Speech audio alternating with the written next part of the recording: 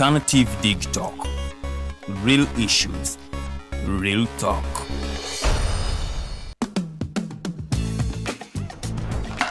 Hi, welcome to the Political Dice. Empishi ebyobufuzi. It's controversial, Purely political, well researched, accurate and global. Oyagala bya parliament oba council. Yes, State House oba ghetto. Ani ayuga ku ground. Ani gwe baabuze. Okimanyi nga Dr. Kiza Besigye aleese amaanyi. Olwofadda bafutsoli abateeseemu obuvaazi.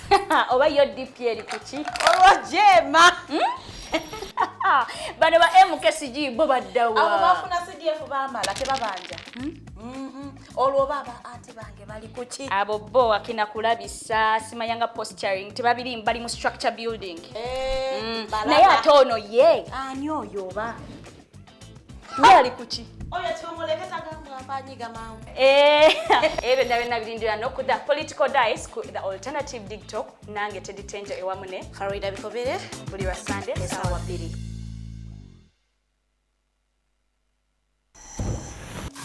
Are you craving for that special meal that will entice your taste buds and leave you with lasting thrilling memories? Look no further. Spice Island Bulenga has got your answer. Natural, fresh and delicious juice, the best meals. Don't miss our daily specials from Monday to Sunday. Pizza Wednesday, Saturday Pizza Bonanza, you buy one and take two. Come dine with us and feel the experience. We are located at Prime Shopping Center in Bulenga, Mitiana Road. For inquiries, call us on 0704111720. Spice Island, we treat your cravings.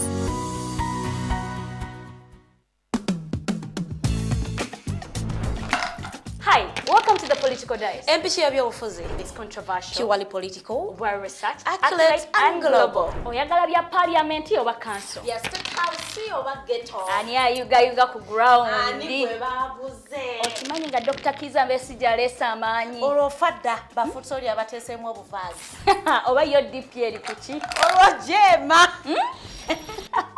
Bano ba MKCG bo baddawa. Abo bafuna CDF baamala tebabanja. Olwo baba ate bange bali kuki? Abo bo akina kulabisa simanyanga posturing tebabiri mbali mu structure building. Naye ate ono ye. Ani oyo oba? Yali kuki? Oyo kyomuleketa gamba mpanyiga mawu. Ebe ndabena birindira no kuda Political Dice ku the Alternative Dig Talk nange teditenja ewamune. Farida bikobere Buli wa Sunday sawa 2.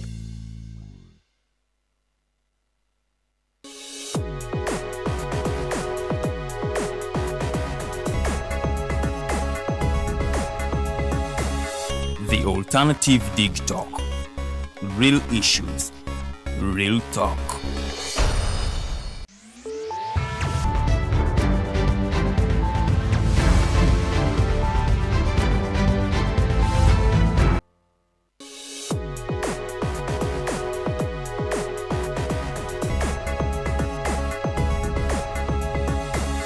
The Alternative Dig Talk.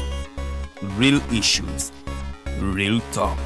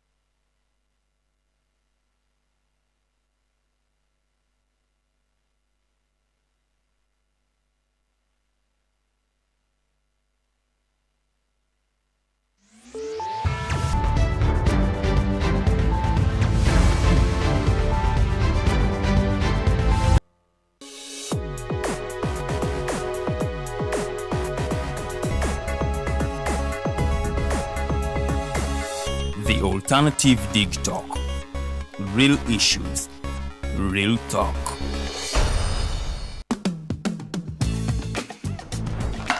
Hi, welcome to the Political dice. Empichi ebyobufuzi. It's controversial. Purely political. Well researched. Accurate and global. Oyagala bya parliament oba council. Yes, State House oba ghetto. Ani ayuga ku ground. Ani gwe babuze. Okimanyi nga Dr. Kiza Besigye aleese amaanyi. Olwo fadda bafutoli abateeseemu obuvaazi. Oba yo DP eri kuki? Olwo jeema. Bano ba MKCG bo baddawa. Abo bafuna CDF baamala tebabanja. Olwo baba ate bange bali kuki? Abo bo akina kulabisa simayanga posturing tebabiri bali mu structure building. Naye ate ono ye. Ani oyo oba? Yali kuki? Oyo tumuleketa gamba mpanyiga mawu.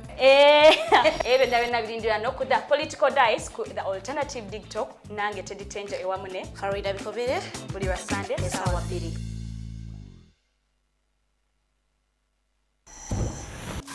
Are you craving for that special meal that will entice your taste buds and leave you with lasting thrilling memories?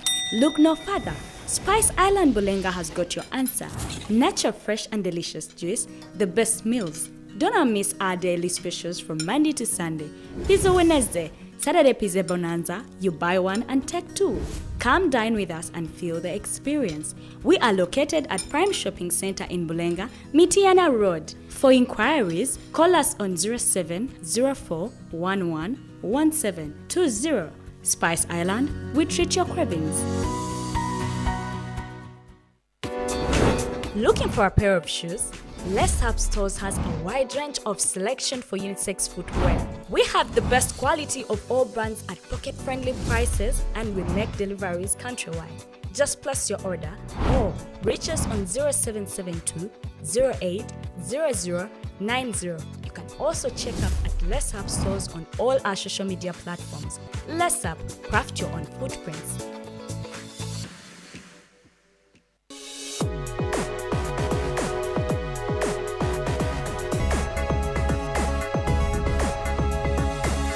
The Alternative TikTok. Real issues, real talk.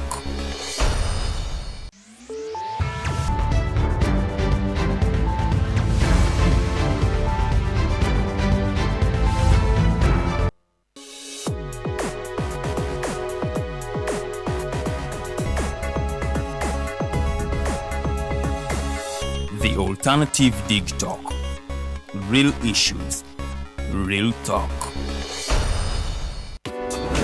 Looking for a pair of shoes? Les Hub Stores has a wide range of selection for unisex footwear. We have the best quality of all brands at pocket-friendly prices and we make deliveries countrywide. Just place your order or reach us on 0772 080090. You can also check up at Les Hub Stores on all our social media platforms. Les Hub, craft your own footprints.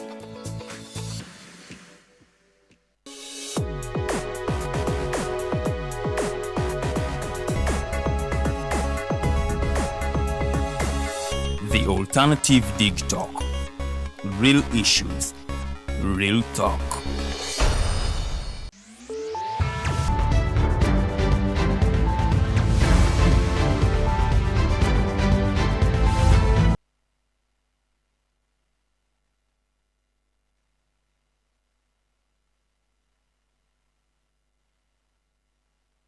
Ndokuba nti ate tukomyewo nate.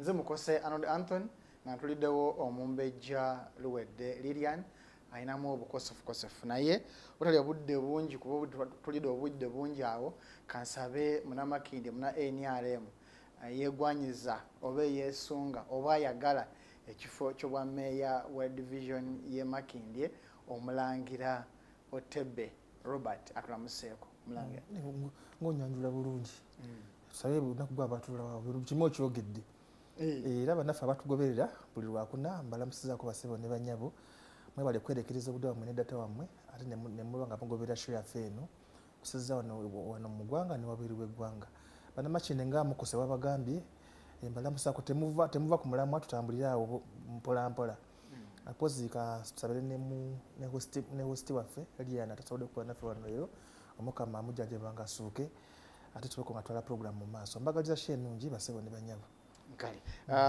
muna FDC era ngono yakolanga amyuka omwogezi wa FDC yo abayita mbu FDC entuufu oba pure FDC abatule simanyi oba wali atali pure oba ali pure naye mbu bo abekatonga mbu pure FDC ono ye mukulu Robert Mayanja Wells naye katula museeko then tutandikirawo Mayanja tukwaniriza lamusaka abalayi baffe abatugoberera ku voltage buli lwakuna akawungeezi ssaawa mpaka ssaawa 3 mbalamusiza nnyo nembebaza emirimu nensanyukira wamu n'abo bonna abalina bye batuuseko ebisaana okwebaliza nensasira abafiiriddwa era abafunye okusoomoozebwa okwa buli ngeri. Njagala okwebaza n'okulisaayo secretariat enteekateeka za consultation ab'ekitugumu baatugaa nti mukole ekibiina ekipya ate mangu. So tuli basanyufu bya nsuso. Tulina amawulire amalala nti pulezidenti waffe Ssaalongeriyasi Lukwago eri e India gye yagenda okujjanjabibwa agenda atereera bya nsuso era ndowooza anaatera okukomawo wano okwaboobwe ate akakalabye emirimu gya Kampala naye n'emirimu gy'okukulembera ekibiina kino ekya FDC okukituusa ku mutendera omulala. Tumuyaayaanira era tumumisinga bya nsuso naye nga lipooti eziva India ziraga nti ajja kuba bulungi. So nesimye okubeera wano sikitwala nga kyalayisa okuba nti mumpa opportunity okujja okugatta eddoboozi lyange ku ebiba bitambudde mu ggwanga. Nkyebaza era nkitwala nga kya muwendo. Mwebale nnyo mwebalire ddala. Kale twebaza Katonda okubanga atusobozesezza nate tuddamu okusinkana era okubanga tusobola okubanga tuwuliziganya mu mbeera eyo nga bweri. Ensonga nyingi ezigenda mu maaso mu ggwanga era nga tugenda kukwatibwako muna NUP omukulu Viane Muwonge. Ono nga Viane Muwonge ye chief whip ow'ekibiina kya NUP ku division y'e Nakawa. Bwe tugamba chief whip ono yakumakuma oba mukwasa empisa oba oyo agezaako okuzza bannakibiina ku lukiiko lwa division y'e Makindye singa wabaawo abavudde ku mulamwa. So naye atwegase era nga nja kusaba atulamuseeko then tutandikira mukulu Muwonge tukwaniriza saakumanya kutuuka leeti naye neewunyiza okubanga enkoko y'okulemya okwata omumwa. Njagala okutwala omukisa guno mukadde wange okwetondera eri bannange naye wakubanga nzize ngoberera nendaba nga tekibadde nnyo kya bugonjofu bye nagambye nti nzijjawo ne bagamba akatebe nga kakalu era bakama bange nsaba munsonyiwe ebyalemesa Wannyindo okweggala naye bino sijja biyita nti bye byalemesa Wannyindo. Nina omukutu ogumu kwembadde ngenza okola pulogulaamu naye batusibye okumala eddakiika 5 ng'omwana w'omukulu omulangira alindiridde eŋŋoma. Tulina okumulinda ffe kumpi essaawa nnamba tumulinda ayitewo. Naye njagala okugumya mukadde wange wamu n'omumbejja luwedde titemweraliikirira nnyo essaawa yonna wagenda kutuuka wekigenda okutuuka oba nansi bagenda kubeera mu nsi eyeyagaza. Wakati nga pulezidenti wa Senegal Faye twamulabye nga takyagaana bitiibwa kwonoona budde ffe wano bannansi batusiba okumala eddakiika 4 naye nga tulinda omukulu ayitewo agende yeebake. Kyannaku nnyo tusabire eggwanga lyaffe lino Uganda. Kale tukwaniriza nnyo webale kubanga otweyunzeeko ekikulu kasi otuuse yensonga enkulu era ng'otuuse bulungi because eyo n'okulinda alina ofuna obuzoola mu kkubo manye tutambulira mu bizibu ebyenjawulo naye twebaza Katonda okubanga osobodde okubanga otwegattako. Butatwala akadde kangi njagala chap buli muntu ambulire wiiki ye bwetambudde kansokera eri nguwo omukisa okuba nti sikakuba nti otuuse leeti naye otandikirawo okyabuguma okyalinamu empewo ya wabweru osobola obugume otubulye wiiki ye bwetambudde. Wiiki yange okutambuliza ewamu etambudde bulungi olw'okuba ffe nga National Unity Platform twaloolinga pulogulaamu ery'okutambula okulaba eggwanga lyonna nga tugezaako okulaalinga bannayuganda okufuna kaadi zino. Omanyi mukadde wange ekyawula National Unity Platform ku kibiina ekyaba musibira mu bbwe ekitufuga essaawa zino, ffe twagamba nti munnansi ateeka okugula kaadi, oyo agula bwannannyini, agula migabo gye, asobole okubeera mu kibiina ekyo ng'alinamu eddoboozi. Ffe twagaana bino ebintu ebyali biriwo bannaffe aba movement nti asanga gwe muwa kaadi, nga tumaze okuzuula yenkola omukulu gyagenda okwongera okufugiramu bannansi mu ekyo ekibiina. Kyovula nsobola n'okugamba nti ekyo ekibiina bw'ogenda okutunuulira grounds zonna ojja kulaba nga tekiriiwo, kubanga ekibiina bw'oba oyingira mu kibiina nga Forum for Democratic Change ogulamu emigabo noga nti naye ebyo byonna ebigenda okutuukawo mu nneeke nange nzikanya nabyo, era okubeera ne kaadi kyekikufuula okuba ng'oli memba. Njagala okwebaza bannaffe abali eyo abatambuziza puroguramu eno okuva mu regions za Uganda ez'enjawulo, era njagala okuyita wano eno okwongera okusaba bannansi okwongera okwagala ekibiina kyabwe n'okwewandiisa n'okufuna kaadi zino eno zituyambe okubeera nga tusobola okupulaningira ekibiina kino eno obulungi.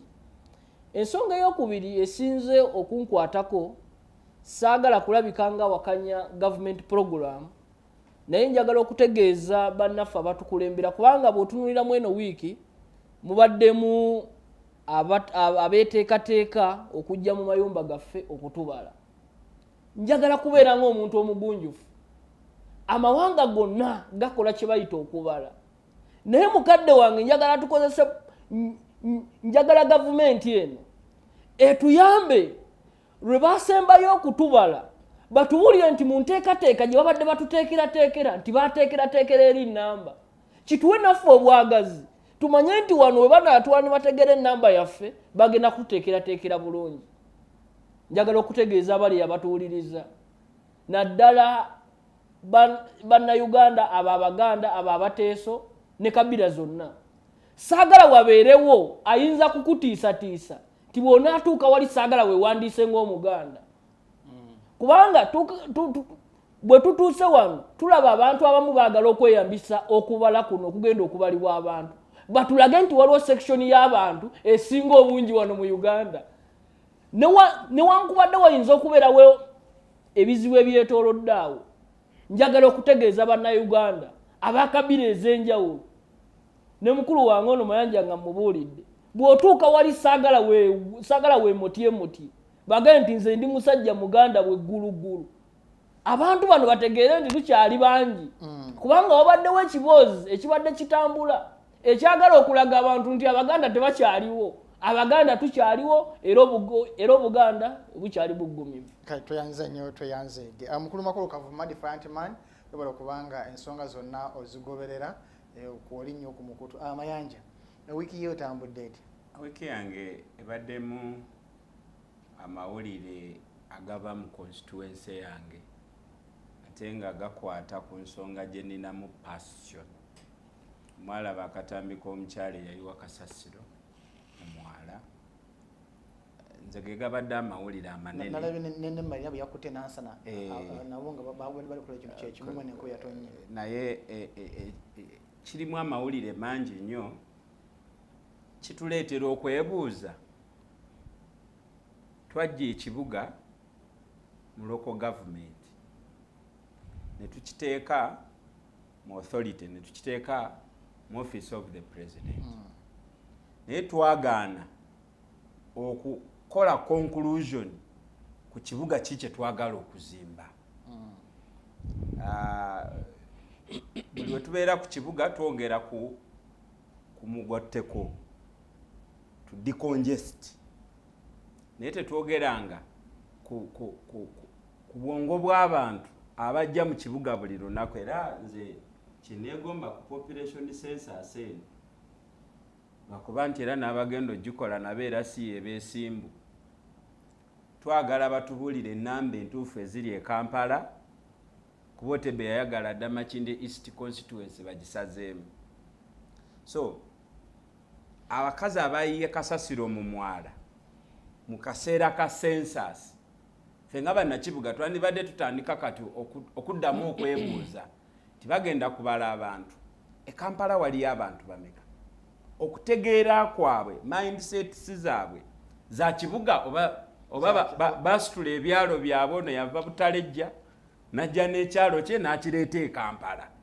Nkyasanga obuzibu osanga omuntu ng'aguze kasooli bw'amala okulya omunwe n'aguyisa mu ki bw'omubuuza nga kubuza tetusasula misolo tewaliwo bakola kibeera. So nze gabadde mawulire manene nnyo gye ndi lwa nsonga bbiri nti KCC yavuddeyo ne yeekangabiriza nawuliddeko director omu wa engineering oba nga alabira ddala kino kinene nnyo kipya naye ng'abantu abo baganye tugezezzaako buying age nga baganye tujje twogerere wamu nga bannakampala tukole tutya ensonga ya kasasiro.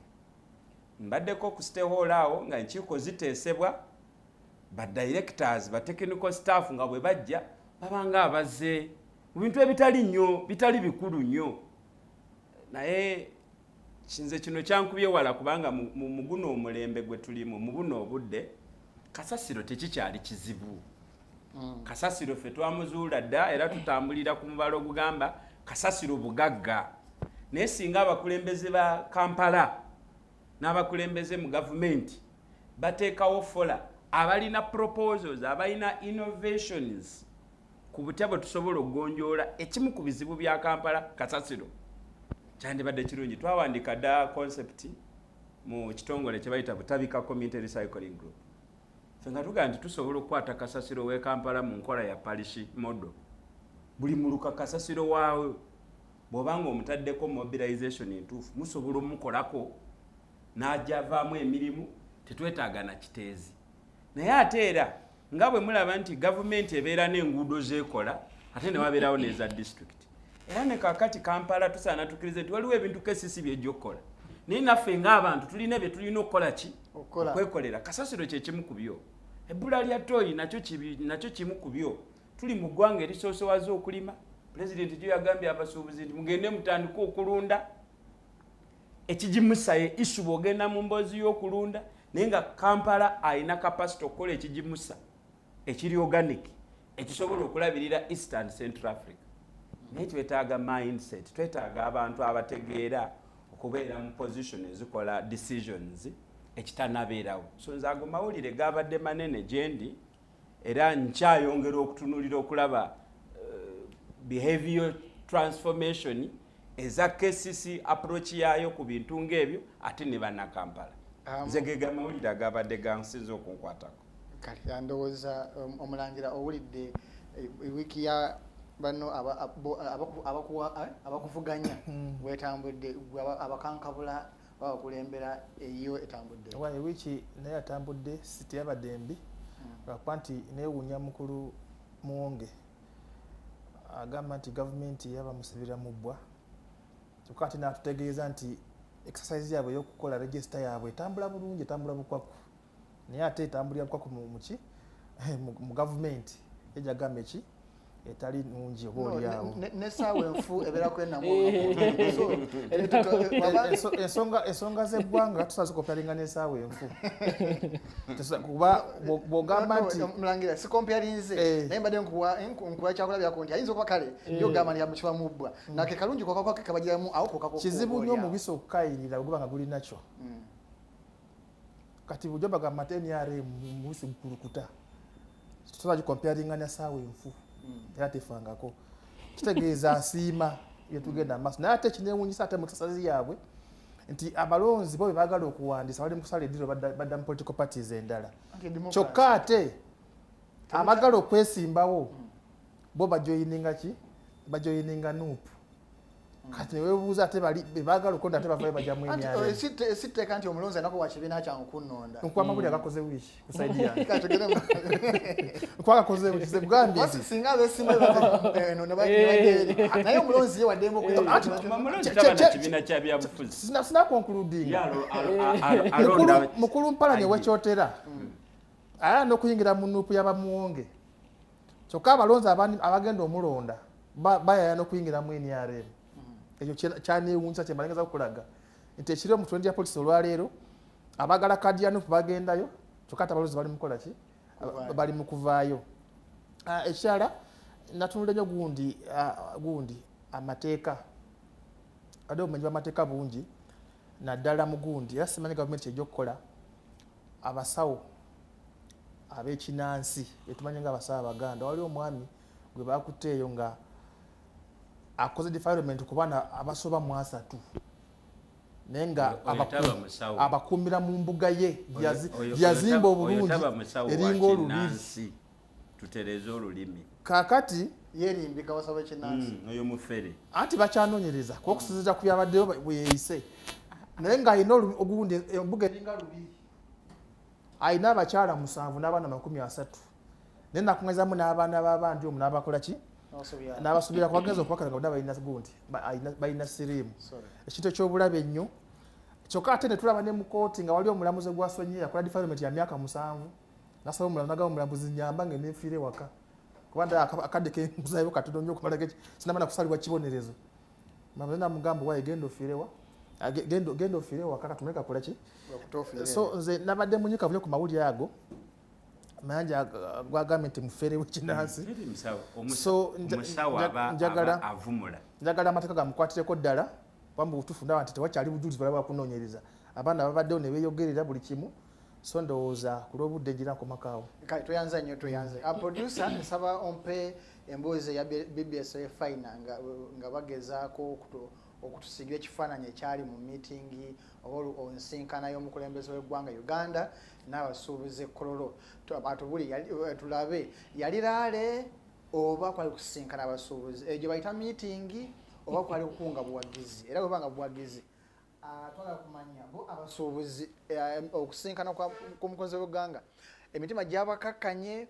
obusungu bwabakakkanye oba ate bayabiza bwabya akawago akabadde kajjudde omusulo producer sooka ompe emboozi eyo eshepinge emboozi yaffe nti enkola eno ya influence ejja kusobola okubeera mu factories era bannaffe abo bo bagyagala tebagiwakanya ate beerabike bakoledde naffe tulirwedde okusasulanga vaati omulundi gumu mu factory nga bwe wagamba tulirwedde okusasulanga vaati nga bwe tubadde tumusasula nga ebintu biyingira mu ggwanga tulyoke twetaayize eno naffe kubanga this is our country emabega wa miliyoni 6 ze babadde batannakkiriza wadde nga walagira abamu ate waliyo emiliyoni 8 singa osangibwa nga tolina ifris abasuubuzi abadde batannakimanya singa okuva wano olwaleero enkola eteebwa ne bakusanga ku dduuka okusinziira mu tteeka nga tolina ifris bakuwa penalite ya miliyoni 8 ngenda kubeera nga njogera direct teri bakutomeza bano ba minisita omuli owa Uganda Investment Authority mukyalaanite akugamba nti alese ba investor kumba akuleetedde abafere okusaka okutaliko kikomo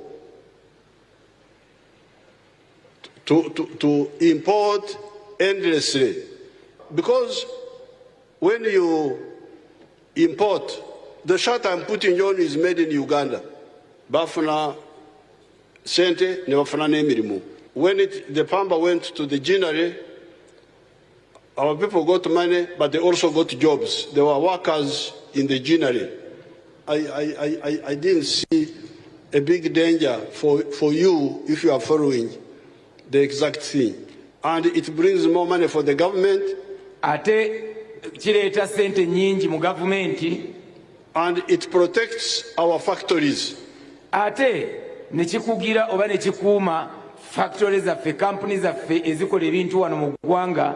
This shirt here is from the cotton of Uganda. Kati esaati eno omukulembeze w'eggwanga gy'ayambadde eva mu kotoni alimibwa mu Uganda. Pamba elimibwa mu Uganda. Therefore, our people got money by growing the pamba. This is why we say we tax in order to encourage our people to buy the Ugandan, my shirt like this one, so that we close off the kusaka And if we are to kusaka ebintu ebinene nnyo enyonyi bye tutasobola naye kino kye tusobola nakyo okukisaka kyakuswala.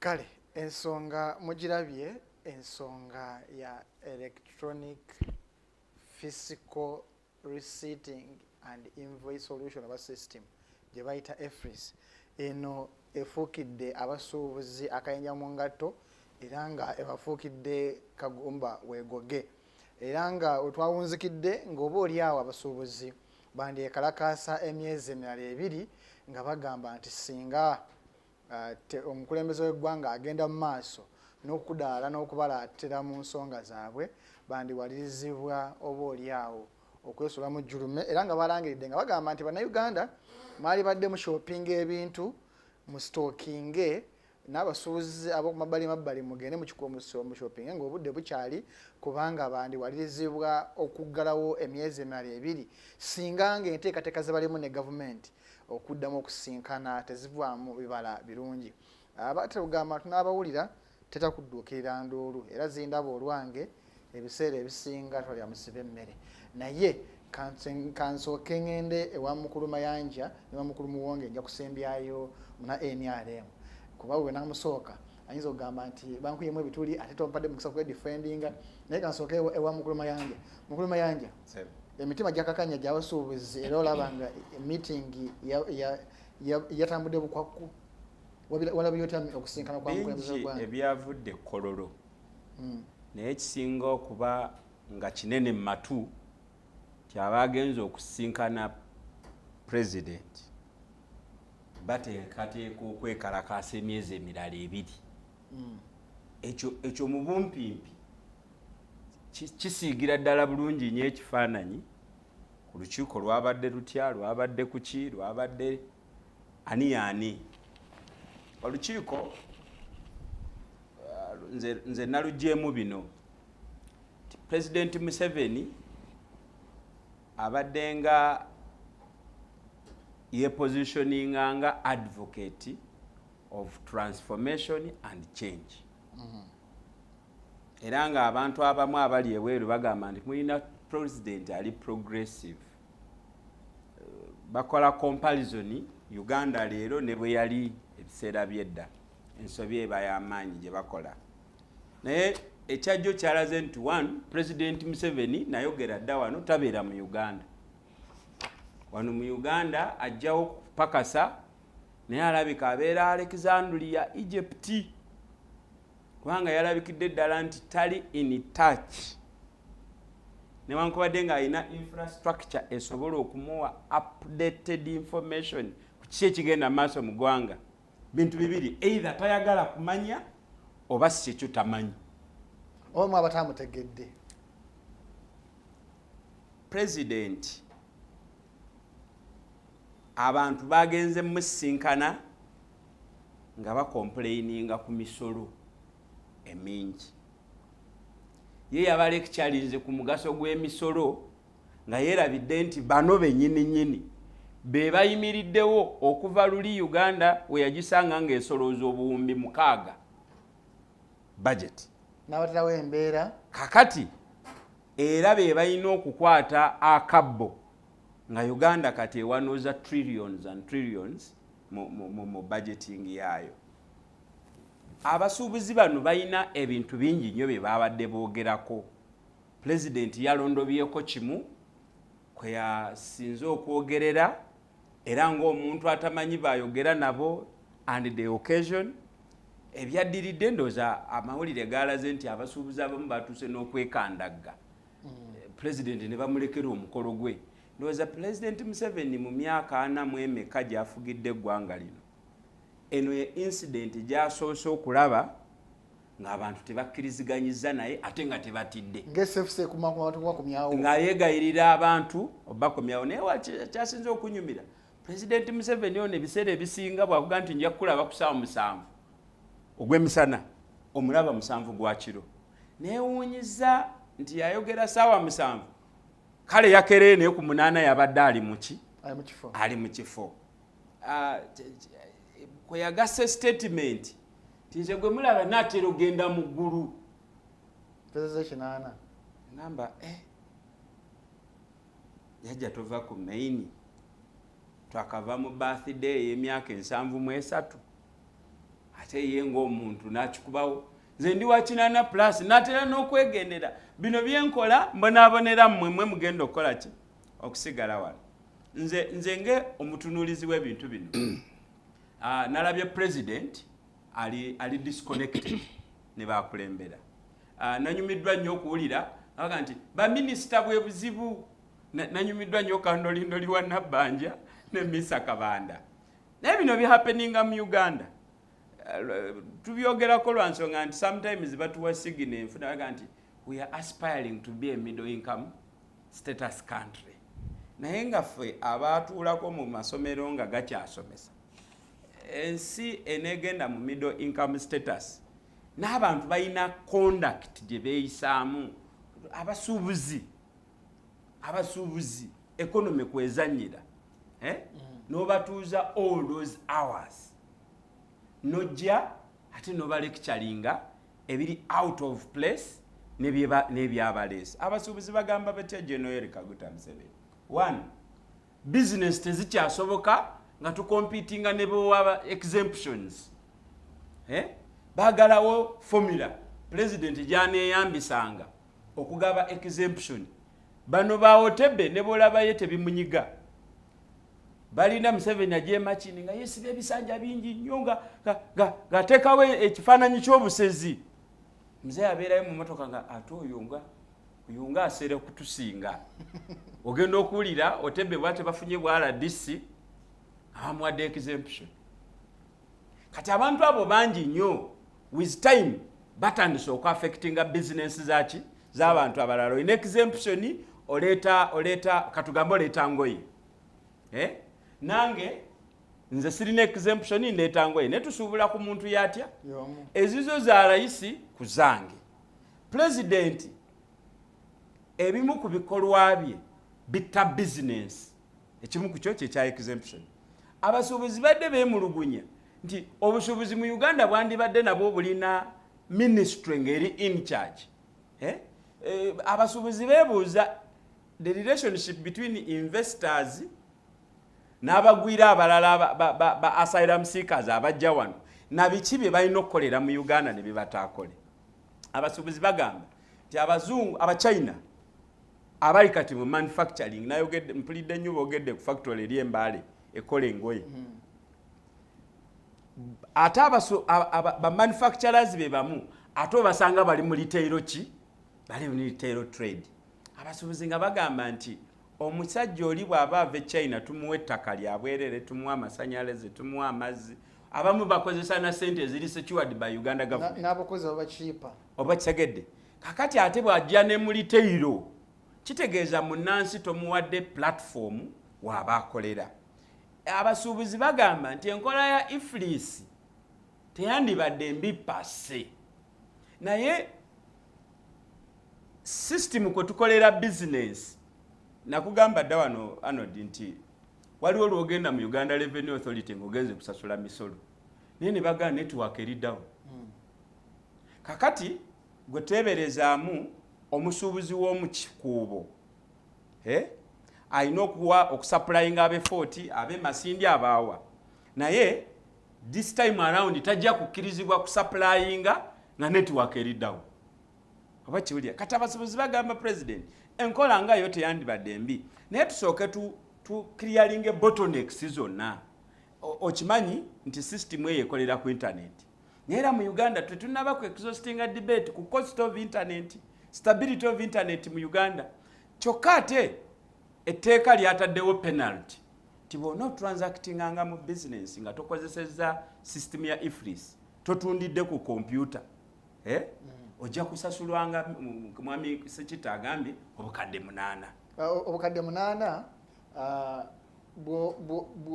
bw'otakozesa ifris ng'ogirina fine ya bukadde 6 naye ate bw'oleeta ekyamaguzi nakiteeka mu system ne bakusanga nga bali nga tekita ku system obukadde 8 fine ya 6 ya 8 emboozi eyo abasuubuzi bagamba twetaaga obudde tugisome tugitegeere. Number 2, nammwe mwetereeze nga gavumenti kuba mwe mulina okugaba zino infrastructure ffe kwe tulina okutappinga okukoleramu.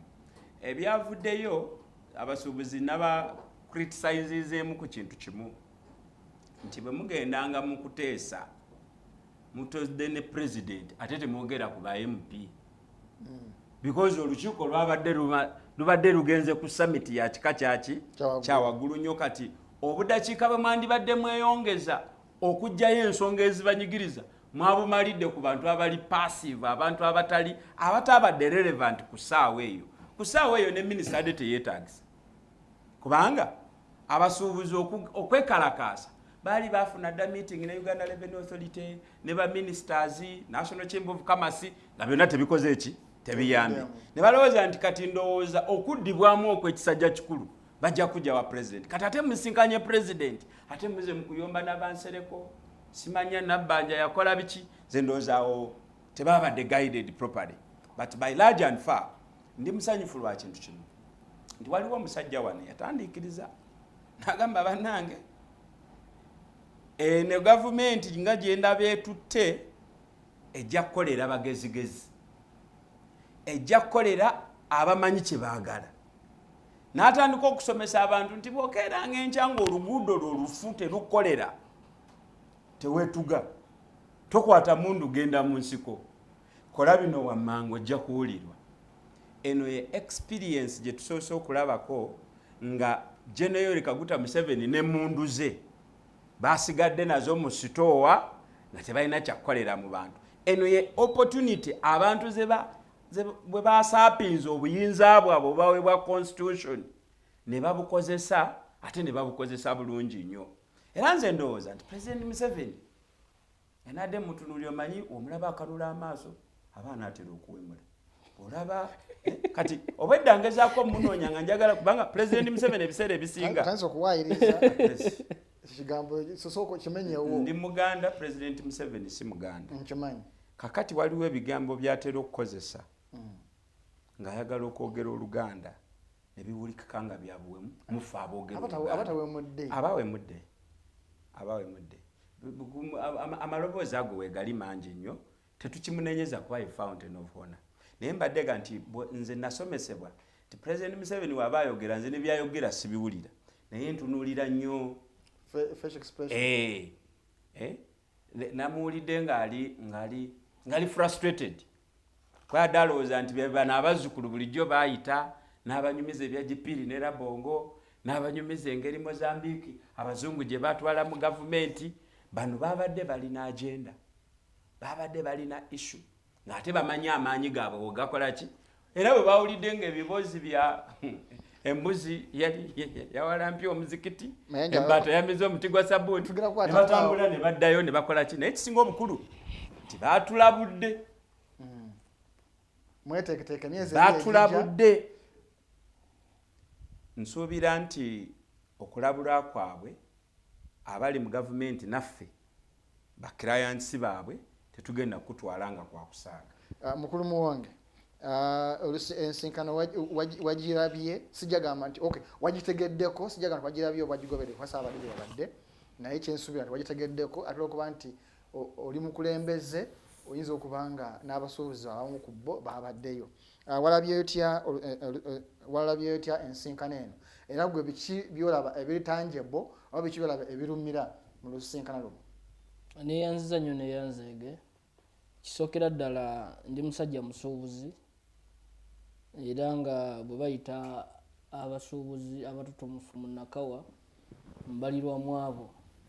Naye nina mukwano gwange musuubuzi munnange yankubira essimu ng'ayagala tugende naye ebimu ku bye namunnyonnyola ne mugamba sikyalina nnyo kyamaanyi kyensuubira gavumenti ya Museveni kukola kyetakoze luvannyuma lwa myaka 38 era ne mbaako n'ebirala bye namugamba era ebimu ebyatuukiriddewo. Naye abasuubuzi babadde balina ensonga okutwaliza wamu zaabadde ensonga nnya ez'ettendo zaabaddemu nnya. esooka demand y'abasuubuzi yali nga bagamba nti ifulisi eno eteekwa okugibwawo n'egenda ku mutendera ogw'aba manufacturer. Ekibogeza ekyo olw'ensonga bw'oba okozesa sisitimu ya ifulisi ffe ng'abasuubuzi mubaamu mu lulimi olw'ebyenfuna kye tuyita bad debt. Mukulu Arnold alina kyatutte n'akugamba ajja kusasula n'amaizi nga takusasudde ifulisi eragawo ekintu wakitunda. Okitegedde? Naye nga mind you eyo bad debt tebagikoze eki tebagisasudde. Ekyokubiri, osobola okuba ng'olina emirimu gy'okola nga ffe abatunda ebyokunywa. Kureti ya soda n'evaayo n'egwa wansi. Bw'egwa wansi ifulisi yejja kulaga nti eno yafuluma. Bwe banajja okubala sitooko kuba nja kuleeta sitooko mmale ate nfulumye bajja kugamba nti eyo yafuluma. Olw'emitendera egyo esatu ng'abasuubuzi dimandi yaabwe egamba nti ifulisi eyongera okubanyigiriza. Newankubadde ensonga yabadde ey'okuna mu nsonga ya ifulisi nga bagamba ifulisi eno tubanga abawaddeyo obwereere bwa bizinensi zaffe. Ekibatiisa tebalina bwesigwa mu gavumenti kubanga abantu bano abafuna data w'emirimu gyaffe tukola emirimu gye gimu nabo. At the end of the day bwe babeera exposed mu bizinensi yange bagenda kutegeera bizinensi yange. Kitegeeza ki? Nti bwe mbanga nsinga kutunda soda naye kenyini agenda ate kuleeta soda omungi. Ffe mu byenfuna tugamba kyova olaba tulina receipts books zaffe. Bwe mbanga nkola omulimu gwe gumu ne Mayanja talina kulaba bbeeyi ki gye ntunda. Olw'ensonga Mayanja ayinza okuyitira awo ku bbeeyi ye n'asalako siringi 2 n'amaliriza nga ngobye mu katale. Ekyokubiri, ensonga bwe yabadde egamba nti ensonga ya VAT eno esaaniddemu etunulibwemukko. Mu kutunulibwamukko nga bagamba 18% eno tukyasobola okugizza ku 16. Kubanga mu eyo mwabaddemu underlining factors zabadde 2. Naye eno esooka olumu lwe twalinwa n'abo abasuubuzi nabagamba eyo tejja kusoboka. Naye kiyinza okusoboka amawanga gonna ge kikoze nti eno VAT bwe babanga babala VAT bamubalira ku manufacturing level. Naye kyabadde tekyalaze kifaananyi kirungi okubanga abasuubuzi bwe basembayo okutuula ne Museveni yabagamba nti agenda kuddayo atule n'abakugu. Abakugu be yatuula nabo yatuuse okunnyonnyola VAT ng'omukugu mwa Museveni gw'ayina nga tasobola kunnyonnyola VAT. Kubanga ekyokulabirako kye yawadde VAT agenda yeeyongera bweyongezi. 18% bw'ogezaako okugisabjectinga ku mitwalo 10 gigenda kuwa emitwalo 11,800.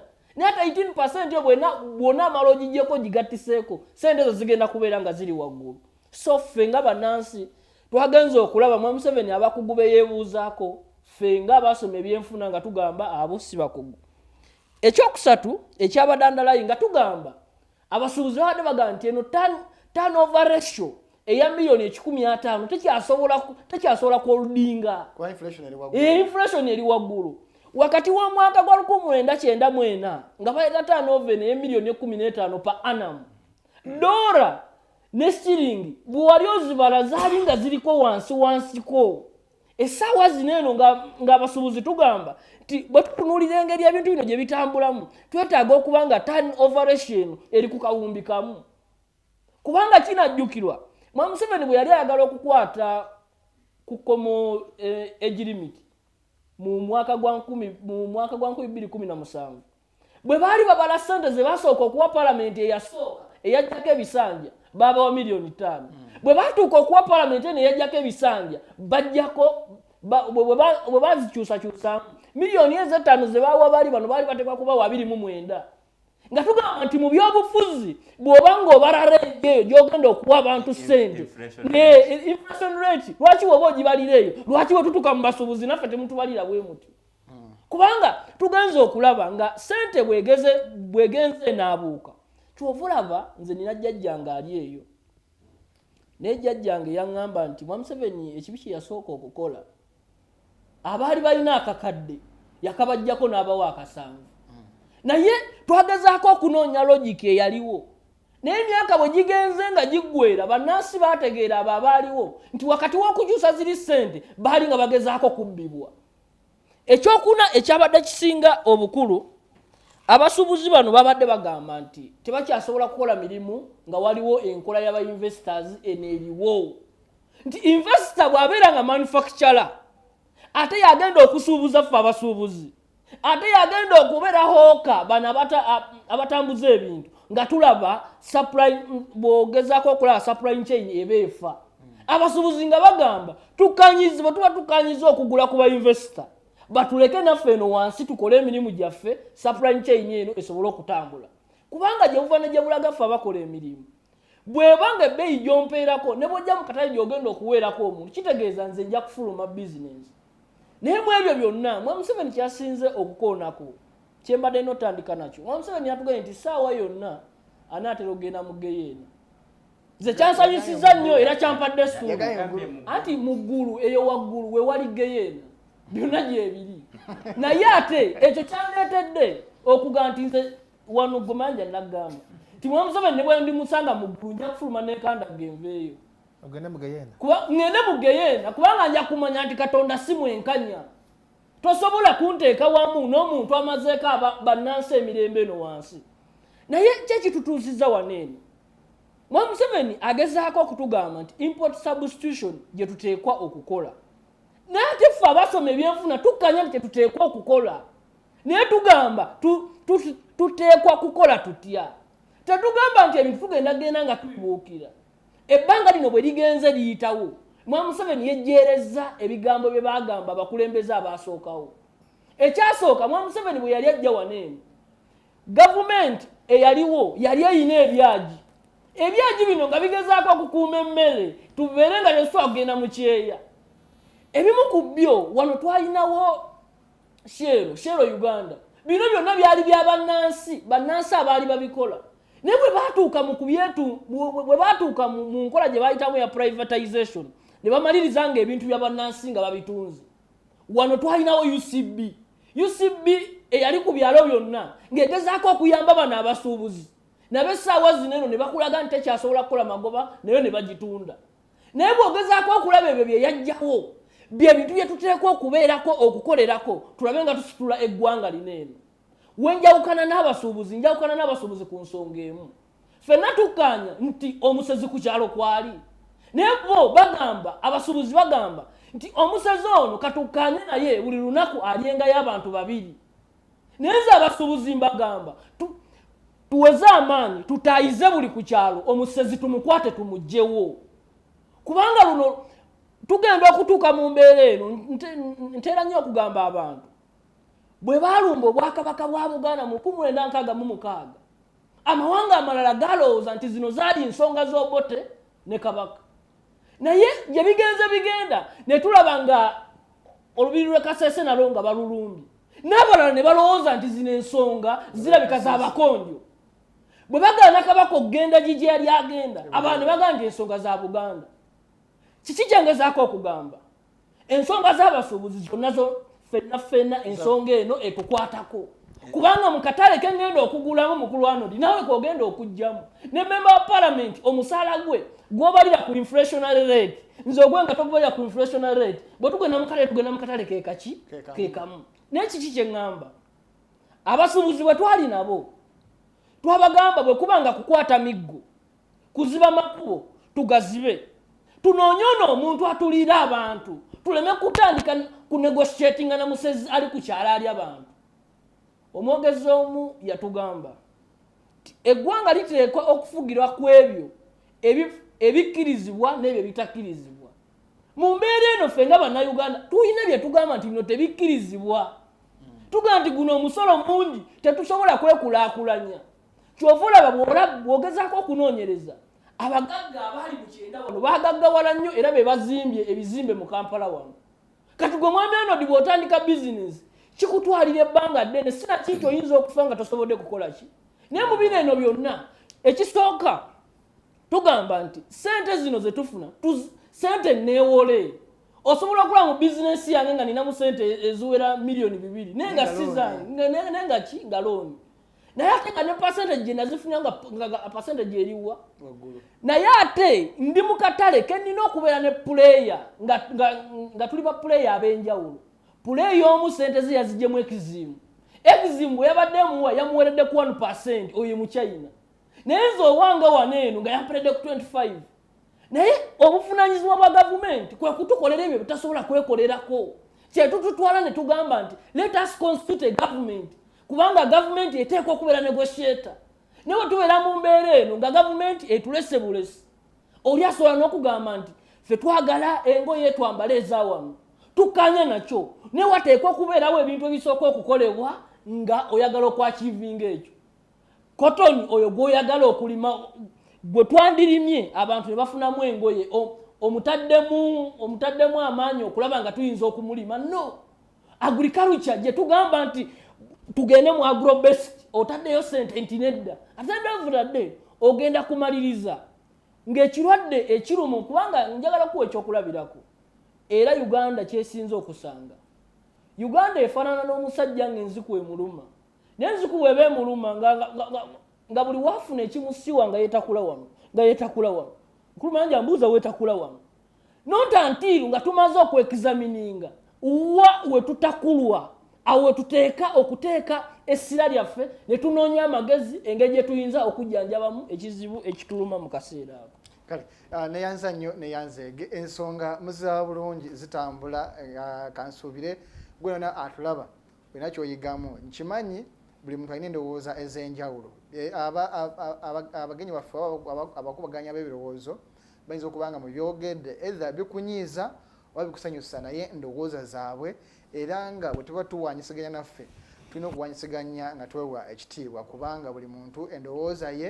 kyekitiibwa kye nze mukose Arnold Anthony ku lw'omubejja luwedde alimu obugonvugonvu okubanga mbatuusaako ensonga zino zonna nga bwe zitambula omulangira Otebe okuva mu kibiina kya NRM ensonga oziwulidde bulungi okuziwulira obulungi banno abakuvuganya bagamba nti oba oli awo abasuubuzi mubakudalidde sinakindi mubakongooza bigere mulina ebyana n'abaana mwefudde muleeta bainvestor naye nga mwe bainvestor mulimba abantu ti mubawola naye nga ate mwe bapeneti abaddugavu kati njagala nga bw'obiwulidde walaba meeting abasuubuzi tebafunye gonjo tebafunye solution era n'emiranga gyabwe tegyawuliddwa noolaba n'okussa eryekandagga okulekawo Mwai Museveni bukyanga lubanga lwa Mindi teri yali alabye muntu yenna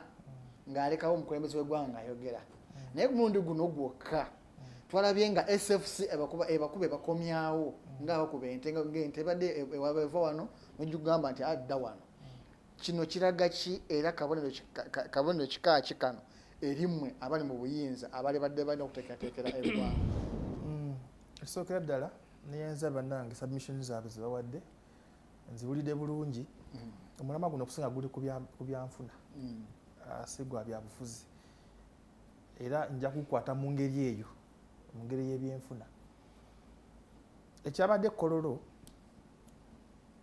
pulezidenti yabadde amaliriza yalaze abasuubuzi nti solution si ya leero naye tukyalina okukolawo engagements ez'enjawulo okulaba nga tutuuka ku kinyusi ebintu byabadde bibiri ifirisi ne VAT okusinga abasuubuzi babadde beetoololera nakwadde nti ifirisi ate yakola ki yatiikirira nnyo nakwatanya abantu omubabiro n'abatamumanyi ne bamuyita nti nagamba ifirisi nabwo gundi musolo naye n'omwaka owa palamenti bakuva mu western eyo ng'agamba guno omusolo gwa ifirisi tujja gukkiriza naye nga yaleeta ifirisi naye bwe tutunuulira gundi VAT okusooka yatandika wano mu 96 mu Julaayi mu 96 yatandika VAT ondooza ya replacinga gundi sales gundi tax ne service tax amangu gonna gaze gateekawo VAT oyo kusinziira ku gundi kuzenjawulo eryabalina 14 6 in fact ndowooza munsi yonna bungeza esobola okuba ne gundi eyawaggulu VAT ali bali mu 20 ndowooza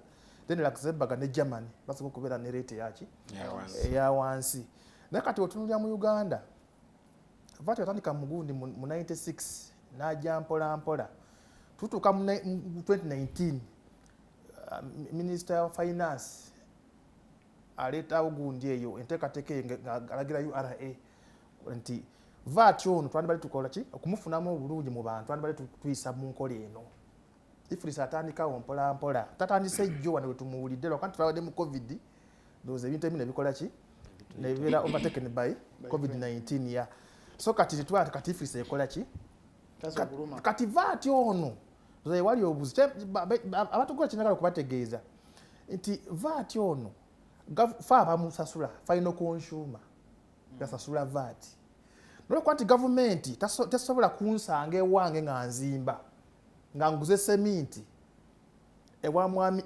Mukose najja nasolozaako VAT oyo nga ndi mu kuzimba ekizimbe kikalubiriza gavumenti okukola ki okusoloza ogwo ki omusolo kati newa abasuubuzi bano mandate ekunganya omusolo ogwo kulwaki kulwa gavumenti mubano babaki era VAT oyo nza musasula so si musuubuzi wabula omusuubuzi bamala okumukola ki okumuteekayo eri wajja ebintu ebyo ajja nemusasula nemudiza ki nemudiza sente ye era VAT oyo situbula balina okumusasula ali mu business kasalamu nga akimanyi bulungi era singa otunuulira bakulaga nti okusasula gundi VAT olina okuba nga bizinesi yo ebyamaguzi byotunda birina okuba nga bikola okunganya milioni 3.5 mu myezi 3 ezidinga consecutively kati mu mwaka yeki milioni 10.5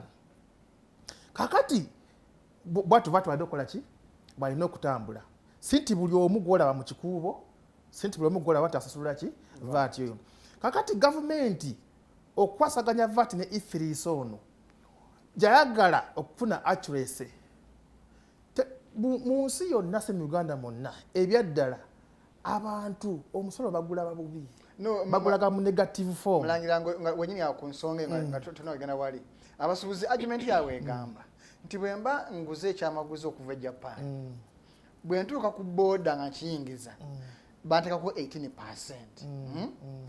Otika ku 18% nakireeta ate bwatuuka mu kikuubo wano ng'agenda fulumya oguza owa wholesale ajja mu kikuubo era alina okuba sitting eriko 18%. Mbadde nzija ku ekyo kati nga bagamba banaakomya adi okusasula 18%. Aye kyamaguzi ekyenyini ekyo bwe kituuka ewange katugeze oba bwebanga nange ndi wa supermarket nga nagenda mu kikuubo n'ensuubula nona wa supermarket era lisiri nkuba ebeerako 18% kati nga beebuuza enakomawa paka okutuuka ku muntu wawansi ekyo kyanguza ogumu 108 nja kubuuza ku muntu wawansi nga kimutwalo nga ena ye argument yaabwe era mbadde nzija ku ekyo mbadde ntambula mpola kakati nga okulondoola omuntu okuba nga talina kwepena musolo ogwo nokosa kisisitimu eno okulaga nti ki nti obadde otambula bulungi kyokola mukulembeze yabadde kololo wali ebimu byebadde asasobola kusalirawo awo tukize tugaane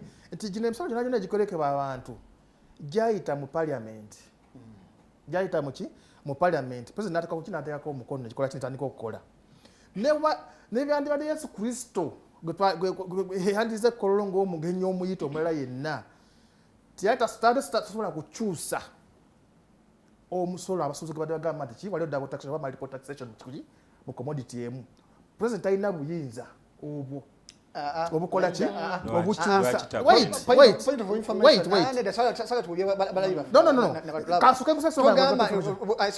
soko kijjawo ekyo gamba talina buyinza because wakwita fountain of honor baba sobola okujja omuntu ku death sentence kyebagamba prerogative power lwaki tasobola kuholtinga prerogative power njagala omulabi oba gwe mwenyini gwabawolereza ondaga kawera kagamba nti president Museveni oba president w'eggwanga Uganda asobola okujjawo omusolo parliament gwe yayisa nga tekoleddwa ka amendment mu parliament. No, njagala kwakyabadde malo kyekino nti okukola gundi okujjawo omusolo gwonna oba gutereeza etteeka n'okuddayo mu parliament nekolebwamu amendment ekyo njagala mukireko nti obanga wali etteeka erimugamba nti asobola okujjawo right teeka ki njagala okwatinga teeka mu constitution omukulembeze w'eggwanga ekimwawula ng'okwatinga teeka ku musolo yes omukulembeze abeera ne kyuyita executive powers. Naye ng'agoberera amateeka. Yes. Executive powers ze tukozesa okufulumya executive document. Bw'ofulumya ekiwandiiko jjukira eby'emisolo gyonna taxation bills zonna excise duty byonna ababikola. Minister of Finance yabikola ki? Nebiyita mu parliament. Yes, good. Then bw'obakoze executive order tokoma ku ekyo omovinga further nga bwe watuma minister wa finance kubanga njagala okimanya nga watuma ki minister wa finance muteeka minister of finance ye president Museveni kati kitegeeza bw'akozesa executive order na outinga ayina okukola omulimu omulala Minister agendaddeyo mu parliament. Olema okungamba kyenjagala. Njagala okungamba executive orders kibe byonna. Nze kyenjagala. Njagala mukakasa nti president w'eggwanga lino ayina aiteka asobola okwamendinga nga lyayita mu parliament because ne waba afulumya guno executive orders lazima kukola ki lazima okuddawa fine ki yayimiriza yagambye abantu awajjako miliyoni 8 ne miliyoni 6 yagambye nga tukyatereeza ebintu bino wait nga tukyalondola ensonga zino bino nabina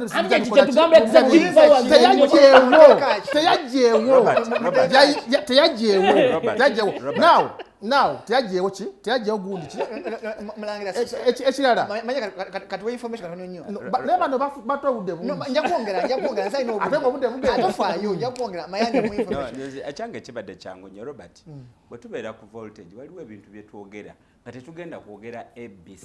If you have failed to quote for me the article in the constitution elaga president asobola kwamendinga etteeka listen don't give me information no Manja kutegedde kale tewali kankole argument yange nze obadde pa information Muwonge bwakugamba nti president ye minister of information lemme kubanga abali ku nsapa nde sakuyingiridde obane neta Muwonge bwagamba nti president ye minister of finance no udde utinga ngusize ensonga yange onti asaba information president wabeera minister of finance ono nakugamba nti alina powers zeyambisizza okuholtinga fines. What else do you want? Halting is not removal. You get me? Halting is not what? Zanjagala mukwatinga teke ligamba tuyita bano baloya bagambe nti olwale president Museveni asobola okuyimira wale kololo obe nakasiro nagamba VAT nkoze eki mukezze paka ku 4%. Otebe njagala ombulire president wabasonyiwa abasibe abasomya muteekaji era prerogative of mercy waitira teeka zibabuze teeka kati no lyabasibe byombuziza tuli ku VAT etteeka liri mu constitution liri mu constitution njagala omulabi wange omunnyo mbabuziza kibayita executive powers zikomawa zitandikirawo president wange atabimanyi abitegeere president wabaye executive powers era azisimbuliza mu constitution tava ovye nakola kina dictatinga right chovola abantu bino byagambye tuyimiriza nga tukyanoonyereza era ne musajja yagambye yayimiza muteekaji tiyajeewo tiyajeewo mwakotize bubi yayimiza muteekaji I said president asobola kukola kikujjawo okulijjawo so sikulimiza there are two things ndowooza netukubuuza nga tanalijjawo yayimiriza muteekaji tugambye okujjawo n'okuyimiza bintu bingi byanjawulo halting and removing the two conditions tukkiriza naye suspension n'expulsion byanjawulo yes naye yasuspendinze muteekaji okukola ki yasuspendinze emisolo gino muteekaji omuntu alina powers to suspend alina authority to remove. Katukirize sijja kukwotingira teeka nga okuwaja kukwotingira teeka president alinda okujjawo omusolo right ize mbagambe munda geteeka mu constitution nondaga prerogative of mercy ninga ndasimbuliza kuki mu constitution tugwa draw sibwe kiri kati memunemereddwa okundaga etteeka lyako yalina okujjawo omusolo nti baga nti president w'eggwanga nayimiriranga najjawo omusolo era kyovaolaba yabagambye temuntomeza alina okusobola okusaltinga mulangira mbadde nga tutolese kulwabulungi lwa audience yaffe nti olwokuba nti tuyinza tuli bannamateeka okuwatinga etteeka nga bweyagala okukireeta tujja kuwubya abantu nti omukulembeze w'eggwanga talina buyinza kukola decision yonna niwebanga yayisizibwa parliament lwa nsonga nti tulabye ensonga nnyingi omukulembeze w'eggwanga zagamba ezo for now mwami mukose njagala tugobera katono lwali obanga tulina lwe agobera sheno njagala lwe yava ngambe nti omukulembeze w'eggwanga Uganda ng'oyita mu kawaayiro bwe kati ne bwe kati asobola okuyimiriza ki okuggyawo omusolo ogwo. Yabadde very clear n'agamba tukyakola engagements.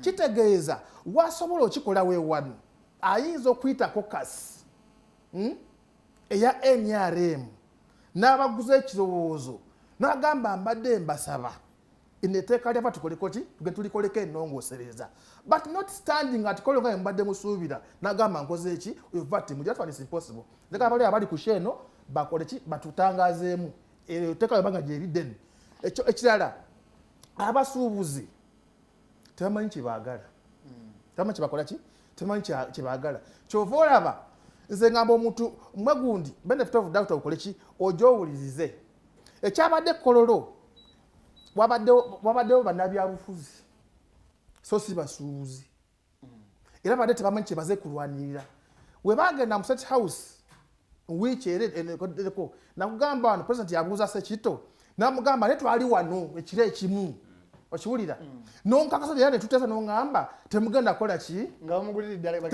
temugenda simanyi babagulirira Sekito tebamugulirira circumstances z'ensinkano yaabwe Robert gyayogerako ate mbi nnyo kati ngamba nti kati gwoba olwanirira abasuubuzi banno ng'oli mu kasiita leave alone the other associations kwa tumanyi kasita okusinga nga wasinkana president ne mukaanya temugenda kukola ki kitegeeza byemukuba tebigenda kutuukira. That's why nti waliyo gundi strike za mirundi ebiri wali yaliyo negamba nti soke tulindeko yidi ekole ki eggwe tuke tukole ki tukole tugende ku makubo.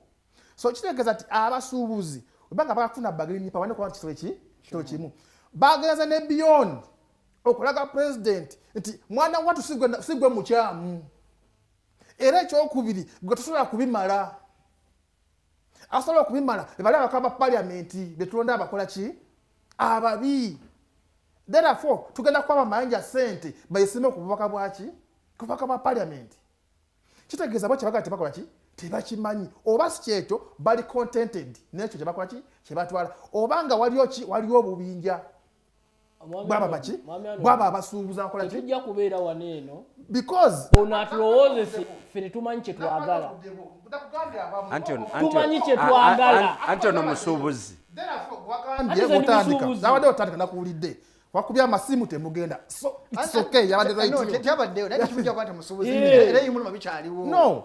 kati bakikwatako ensonga nzikuwadde bwobanga oli amanga siwakanya nsonga zo bwobanga wasigadde waka naye nga kozi yeemu gwe baali toyinza kubanga olina ensonga zo naye wali asigadde wanagaa setujja gendayo afutawo si yakola ki n'abagenzi ne bagamba sigwabimala sigwakola ki so ng'amaliriza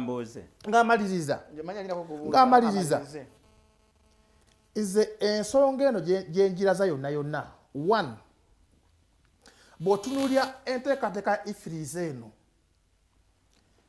bw'otunula abakulembeze ngeri badde bakinyulamu one abasinga tebagimanyi enkola yaayo because bw'otunuulira president yabagambye nti tolina kugula kuuma because eteekamu eriri ligamba nti olina okugula akuuma but waliyo app waliyo esimu okiwulira so bw'oba toguze kuuma nokubanga olina ki olina esimu gyokozesa ogule printer oba n'essimu oba n'internet therefore balina okubasomesa nga mayanja wano twatugala ku kya internet nengamba no singa gavumenti ekola one nebagulira obuuma because negavumenti tebakifunamu omusolo nga kola ki guva nga guli accurate n'omusobozi timuyamba okubala bizinesi nga byekola ki nga bwetambula so gavumenti yandiwo negamba no yobanga obuuma bya milioni 6 if you cannot afford tubayambeko wano oba bakozese app zaabwe naye bwe tumanyi nti wano tukozesa ve nti bagundi bakransi baffe basobola okuba gundi vati ono bali wano tubaterewo wifi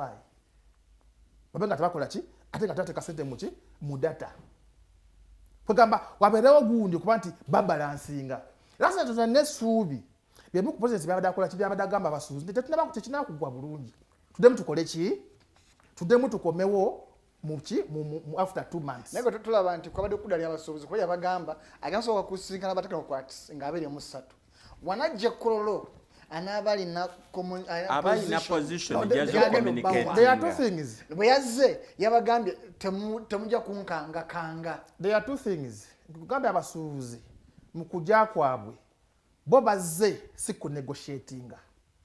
Babula kola ki? Kulagira. Because bamanyi obulumi. Kulagira. Because obadde ng'olina obulumi. Naye nga gy'olaze ng'ogenze ku negotiatinga n'omuntu. One, ng'omanyi nti akala alina powers.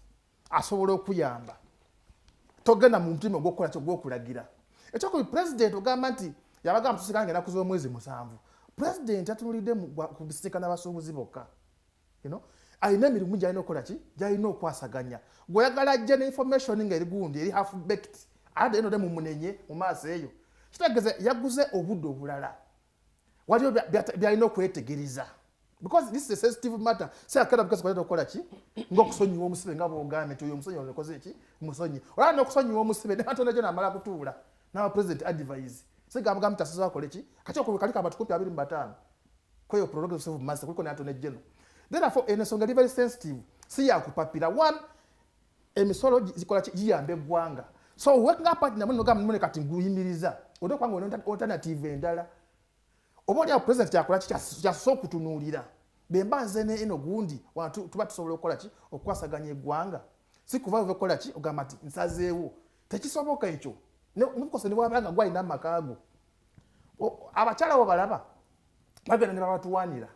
Omukyala oyo omulaba ayonsa omwana nga walaba kasanye ku TV ku digitoko ate wanyumya n'oli neighbor ate bwakola ki? Neera amala n'asigiza emmere olumu. N'okola ki? N'omunenya. So ne president tuyinza omuteeka mu tube nti president abamenyi byakwasaganya. Olaba manje namuwadde credit. At least yakoze ki? Yageza okukwata obudde. Yabawadde respect eyo. Lwakuba nti we yagweredde bano kyebadde bamusuubiramu si kyebakoze eki? Si kyebaafunye. So ze mbadde nsaba president nga wabadde omukisa bakozesa omukisa ogwo baleme kunaawuuza ofiisi eri. President Museveni kyemumanyiiko one awuliriza ku nsonga gy'alaba nti egenda kugasa eggwanga. Ekyokubiri aba ajja ne solution naye nga si wakola ki? Si wakupapira. Era n'abaganda okubagamba naawe beba bino bye tujja ebweru bitukosanga business. One, tukulakulanye ebyaffe mu ggwanga.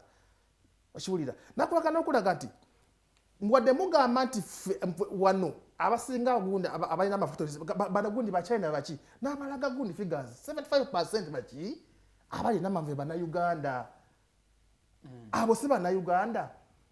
Lwakuba nti oluusi tuba twogera bino ebintu ne tukulembezamu ndowooza political affiliation zaffe ne tukikola ku ange eyo. Nensitunudde nnyo ki? Politics tulira ki? Because at the end of that day nange kijja kukukwatirayo. Ze kugambye zaagusasula. So si gwe ki? Omusuubuzi bwe yalekera ti singa nganda okugula ekintu kyayongeza ebbeeyi awo naye wakola ki?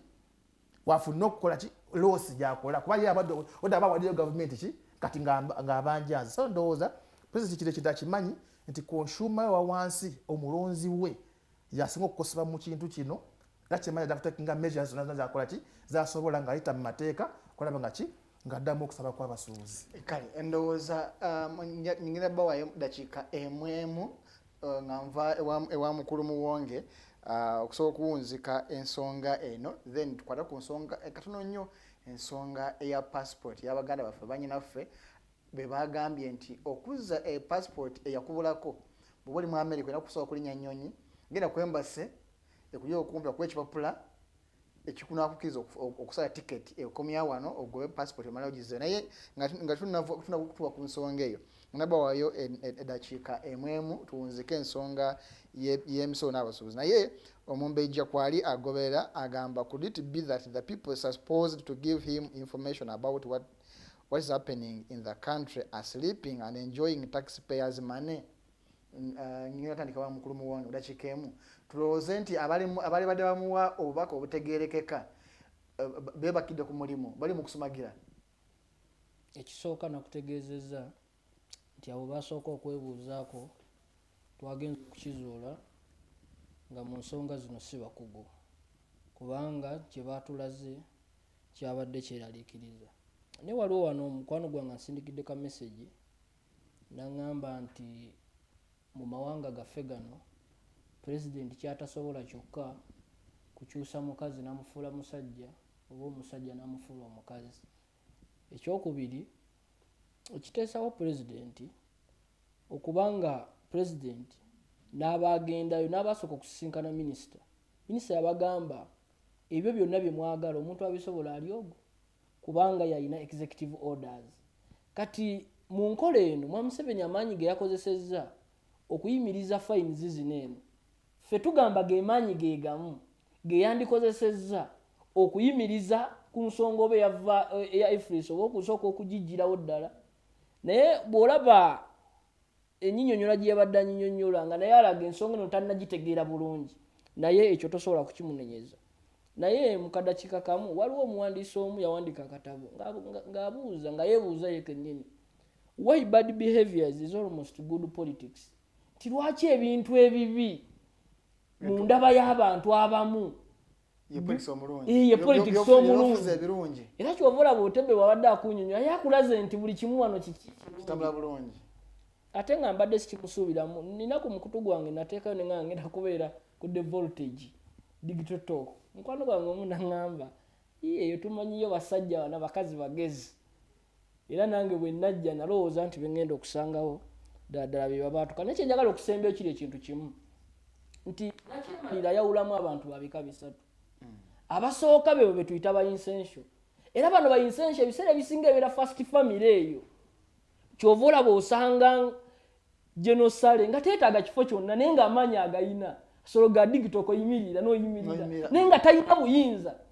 Abookubiri njagala kubayitamu influential be bano ababeera part of the ministers abamu nga balinamu obwanyi butini naye bano abasembayo kye basinga okunnumako be tuyita ba interchangeables abo bafiirawo ku gavumenti ne bafiirawo naye atuzendo ojja bwenamazi ojja tegera oba mwagwa naye atuzendo buyadde ffe betuyita abazanya dogo politics nti wakati nga ku lujjuliro mumaze okulya waliwo bannaffe be muweerereza obukunkumuka naye omuwandiisi akugamba nti bano be basinga okuba ab'obulabe kubanga be bagezaako okulekawo eyo embeera ya impunity embeera ey'obwannakyemalira okuzimbira ewamu.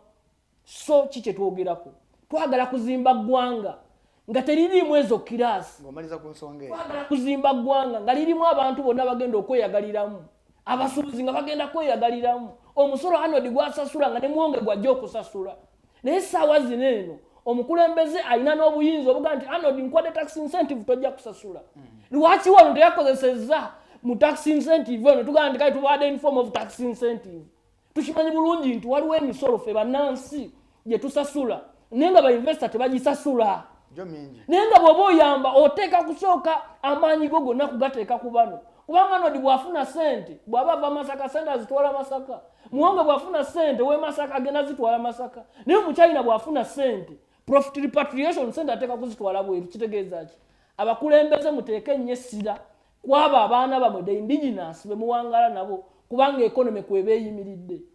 Mayanja mu dakiika 2 njagala tubuulire lwaki omuntu yali agadde okugalawo bizinensi ye n'agamba nze bigaanye nagenda munyala ayagalawo tiini ya bizinensi ye ne bagamba nedda ne bamulemesa ng'ate wali badde osuubira nti ye mu butongole adikirarinze nti binnemye lwaki Abannayuganda basigala bakamibwa ne bamulondola ne mu kyalo gye yagenda. Nakugamba olubereberye nti nze ebbanga lyemaze mu byobufuzi bino byebiro ebisinga okuba ebirungi kubanga kati tukubaganya ebirowoozo ku byobufuzi ebyaddala newankubadde nga Robert yalowooza nti ebyobufuzi byanjawulo ku byenfuna era agambye nti bali ababadde wali babadde bannabyabufuzi true teri gavumenti eyimirirawo nga tewali musolo abaguwa n'abagugereka n'abagusolooza mwenna muli bannabyabufuzi era ekizibu ekibadde kitusumbuwa mu Uganda ng'abawi b'omusolo bo balowooza ti bannabyabufuzi bo balala nnyo ku ki ng'era we tubeebeeramu eyo mu bikubaga temutuleetera wano byabufuzi. Robert President eyo si yabadde engagement esooka ensonga eno teyabadde mpya mu matuuge tiyabadde ataasaanayo obudde obulala abeeko be yeebuuzaako finally ajje okuwa abantu okyogedde bulungi nti yayinako akafubo ne kasiita nkakasa nti yali amaze okufuna issues z'abasuubuzi ku nkola ya Ifris nungi obambi, it's a debate for another day. Abasubuzi ne batulaze nti nga olukiiko lwa Kasiita ne president olugyewo basisinkana National Chamber of Commerce, Uganda Revenue Authority, Ministry ya Trade Industry na biki, Minister Kampala, babadde ne engagement n'abantu bo be balowooza nti balina kye basobola okukola kusinziira ku grievances zaabwe. Bwe beekalakaasa waliwo abakungu mu gavumenti ababaga mwandisoose mulindako temwandigaddewo. Abasuubuzi ne bagamba tujja kuggulawo nga tumaze kuwulirizaani president. Abasuubuzi bagenda Entebbe okusinkana president, bagenda ku makya ssaawa nga nnya bamulaba mwenda gwa kiro. Ate n'asooka n'abaga muze bangi nnyo ntiddemu, njagala abantu batono. Bali ne bamugamba nti ensonga zino z'abantu bangi, twogera ku busuubuzi ggwanga ki? Ggwanga lyonna. So president okujja wano ekkololo yadde tatandika nsonga. Bw'abanga alina consultation yazza agimaze. In fact, disappointment y'abasuubuzi nti badde bamanyi aleese answer, yaleese lamentations. President talina gwakyasomesa mbwe essaati gy'ayambadde eri made in Uganda nga tetumanyi nti cotton production mu Uganda figures bw'ogeraageranya n'ezaaliwo nga gavumenti ye tennajja ndala nnyo.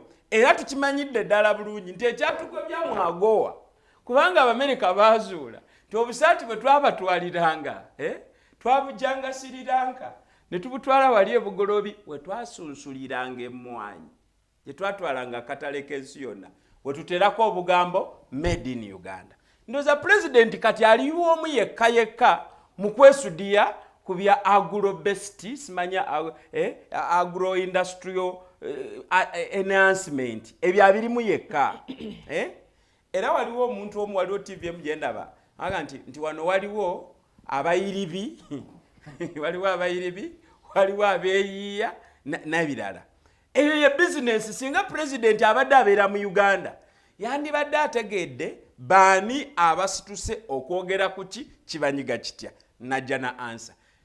President waffe yayoleseza attitude bbiri. One, in fact eriemu president ajja kusaayo nnyo, ajja kuyiwawo omubiri kasita issue neeba yamugwira. Ez'Abannayuganda gye bagamba mulindeeko, nkyasooka kebere eno, nkyasooka kebere. Kyova olaba n'omwogezi watudde wano atugamba nti fountain of honor talina buyinza buli kwolinga tteeka lyakolebwa parliament gy'alinamu majority. Alina head of government business mu parliament. Onga kati gwe yagadde twogere ng'abogerera ku bisho ebirala. President alina okuyita wano n'ayita wano n'ayita wano n'akola kiri. No, twabadde twogera nawe nga tukimanyi nti alina overwhelming majority mu cabinet, mu parliament. Okiwulira? Era executive yesinga okuleeta ebiteeso mu parliament. Ebiteeso bye baleeta bibeera bya president kubanga cabinet eteeka ebeere etuukiriza manifesto ya president. So tetuli batamiivu okugamba nti yabadde alina obuyinza okuyimiriza, okukomya oba otherwise. Yakiremeddeko lwa nsonga President Museveni asasulira ensobi ze yakola nga ajja. Ate nze sizimunenyeza, kyova olaba ndi soft olwaleero. President yatugamba tasobola kumanaginga parastatals zaffe. President ebiseera ebyo ng'agamba nti omulimu gwa gavumenti kukola magoba.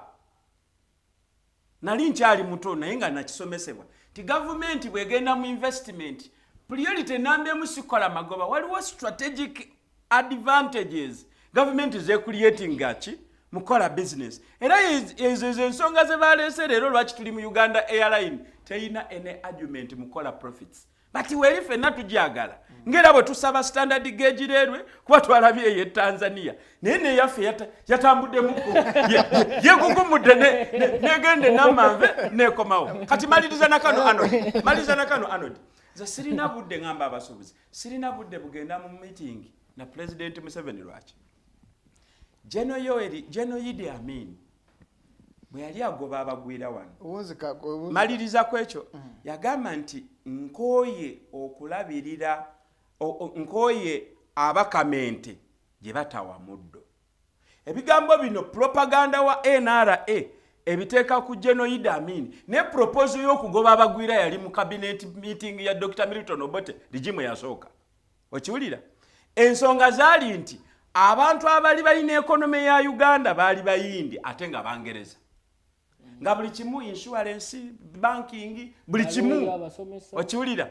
Genoid Amin aga nti kale afazali mu converting mufuke bana Uganda kuba mu ludde naga ffe tuli Bangereza. Era nagamba Abangereza abantu boki? Genoid Amin yasasula buli muyindi gwe yagoba wano. Okiwulira? Abalina stock, abalina property, bonna yakola ki? Yabasasula. Emyaka nga giyiseewo tufuna omununuzi ayagala ennyo Uganda era tusomesa patriotism. N'atulimba mbu twewaŋŋamya mu bintu by'abayindi ebyali bituguliddwa Government of Uganda. Okitegedde? Bwe yajja n'akomyawo abayindi ffe twali tugobye olw'ensonga nti baali parasite eziyononta Uganda naye ayagala nnyo Uganda. Naddira ebintu Idi Amin bye yali yatugulira kubanga argument yali nti abantu bange tebalina capital. Idi Amin n'atusasulira nga kwamye emikwano gy'okuva e Saudi. General Yoweri Kaguta Museveni bwe yamaze ng'akomawo ng'ateekawo mbu abayindi tubaddiza ebintu bye twagula. Kati jjo juuzi ate era mu kipalamenti kye ate ne wafubutoka yagana wait a minute. Ebintu bino byonna bye twaddiza abayindi biwandiiko gye biri Minister of Finance byali byagulibwa. Singa Otebe ajjukira nti oyo ye president eyakwata akakadde Viane kayogeddeko n'atuwamu akasanvu, oyo ye president eyaddira ebintu Idi Amin bye yatugulira n'abiddiza abayindi. Nze oyo simba sikyayogera naye ku bya Uganda kubanga nkimanyi nti 87% attention agiwa bagwira. Kale tweyanzege ku ensonga kati yunzike n'omukulu Otebe ngamwa dakika 2 strictly zibe 2 naye nga tuna wa submission yesimba ku nsonga eyo. Omumbe jabuuza in Uganda yagamba in Uganda is where investors are given special privileges and suppressing citizens' businesses. One would wonder what is left for Ugandans when such issues aren't resolved amicably. Nedda kati ngundi Mumbejja njagala okumutegeeza nti investors seyoka ava waweru w'eggwanga. Ne Uganda tulina ba investors. Era singa otunuulira president yakwadde figures nga 75%. Anti ne message temuli nti tagambye nti ba investor bagwira. Agambye abava ebweru. Akugambye in Uganda is where investors are given special privileges and suppressing citizens' businesses. Tagambye nti ba investor baba bebwero bawa naye ba investors bonna. Kati yo omusubuza ino business ngala zino n'atafiirwako nnyo.